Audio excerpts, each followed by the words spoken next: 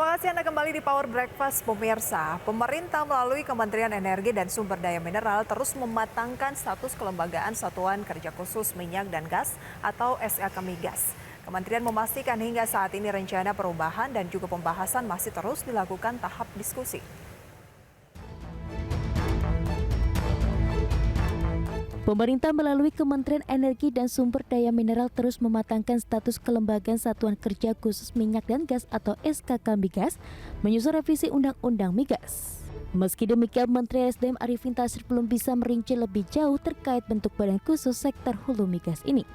Arifin memastikan hingga saat ini rencana perubahan dan pembahasan masih terus dilakukan tahap diskusi. Adapun pembahasan terkait perubahan status kelembagaan SKK Migas kembali mencuat seiring pembahasan RUU Minyak dan Gas. Ya masih dalam pemrosesan. Terus satu lagi Pak, revisi Perpres 191/2014 itu kan lagi diolah kan Pak. Nah kalau rekomendasi dari SDM dari Bapak tuh apa aja sih Pak di muatan dari revisi Perpres itu? ya jadi intinya nanti di revisi itu ya memang bisa di bagian yang berhak adalah untuk yang berhak gitu loh. Iya. Ya. Kriterianya itu kira-kira apa aja gitu? Ya itu belum matang. Sebelumnya, Kepala SKK Migas Dwi Sucipto mengungkapkan pembahasan kelembagaan SKK Migas dalam RUU Migas merupakan pembahasan antara pemerintah melalui Kementerian ESDM dan DPR RI. Dwi berharap kapabilitas dan potensi yang dimiliki SKK Migas bisa dimanfaatkan seoptimal mungkin. Dari Jakarta, Ade Firmansyah, IDX Channel.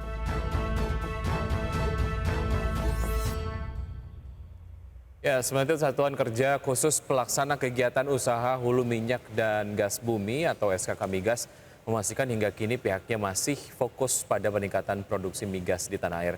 Terkait isu perubahan kelembagaan dalam revisi Undang-Undang Migas, pihaknya pun sudah menyiapkan opsi perubahan kelembagaan. PLT Kepala Divisi Program dan Komunikasi SKK Migas Muhammad Kemal menyebutkan terkait adanya revisi Undang-Undang Minyak dan Gas Bumi nomor 2 tahun 2001, pihaknya menyerahkan perubahan tersebut melalui Kementerian Energi dan Sumber Daya Mineral dan DPR RI.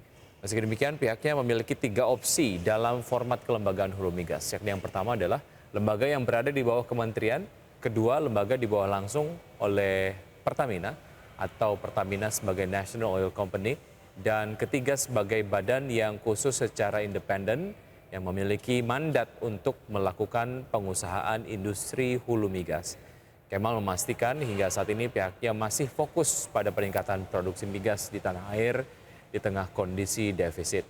Terlebih berdasarkan data SKK Migas pada tahun 2050 diprediksi konsumsi minyak akan naik pada 139% dan konsumsi gas naik mencapai 298%.